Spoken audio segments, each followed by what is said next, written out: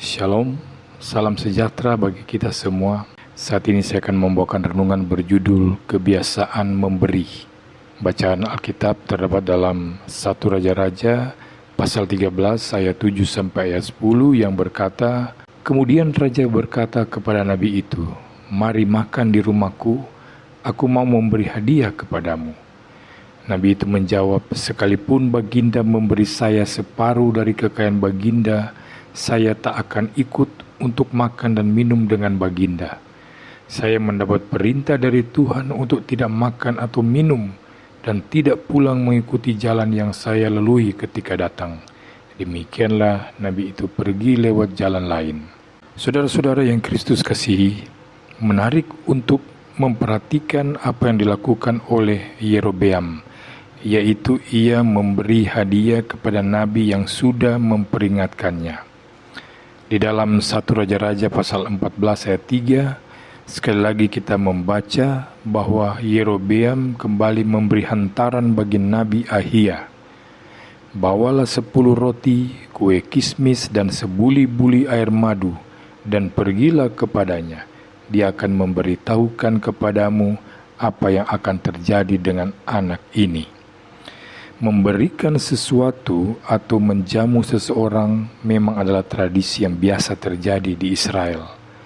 Namun karena hal ini dilakukan oleh seorang raja, hal ini menjadi istimewa.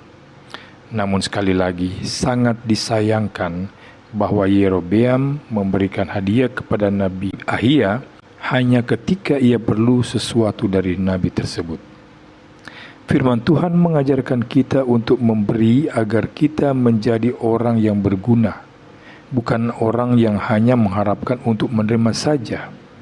Lukas 6 ayat 38 berkata, "Berilah dan kamu akan diberi.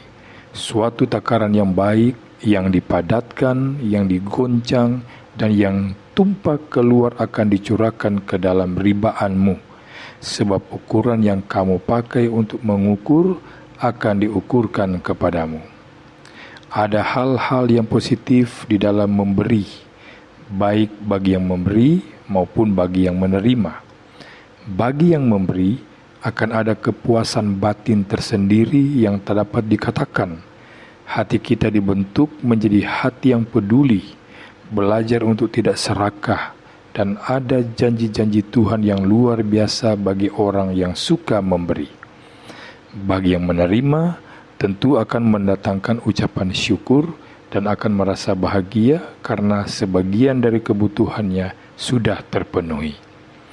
Pemberian tidak terbatas hanya pada pemberian materi atau uang saja, tapi juga dapat berupa penghargaan, perhatian, pujian, pertolongan, nasihat, semangat dan motivasi, serta membagikan pengalaman-pengalaman yang berguna. Contoh yang sangat luar biasa adalah ketika Petrus dan Yohanes memberi kepada pengemis yang lumpuh. Mereka tidak memberikan sedekah seperti yang diharapkan oleh si lumpuh, tetapi mereka memberikan kuasa yang ada di dalam nama Tuhan Yesus. Oleh kuasa Tuhan, Petrus dan Yohanes memberi jauh lebih banyak dan lebih baik daripada apa yang diharapkan oleh orang lumpuh tersebut. Dicatat dalam Kisah 3 ayat 5-7, lalu orang itu menatap mereka dengan harapan akan mendapat sesuatu dari mereka.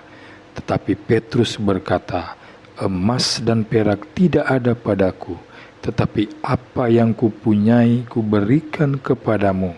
Demi nama Yesus Kristus orang Nazaret itu, berjalanlah." Lalu ia memegang tangan kanan orang itu dan membantu dia berdiri. Seketika itu juga kuatlah kaki dan mata kaki orang itu. Saudara-saudara, sebagai orang percaya yang diperintahkan untuk menjadi garam dan terang, marilah kita mulai memancarkan kasih Kristus dengan belajar memberi kepada orang-orang yang membutuhkan pertolongan. Percayalah, apa yang kita tabur tidak akan pernah sia-sia. Tuhan Yesus memberkati kita semua. Amin.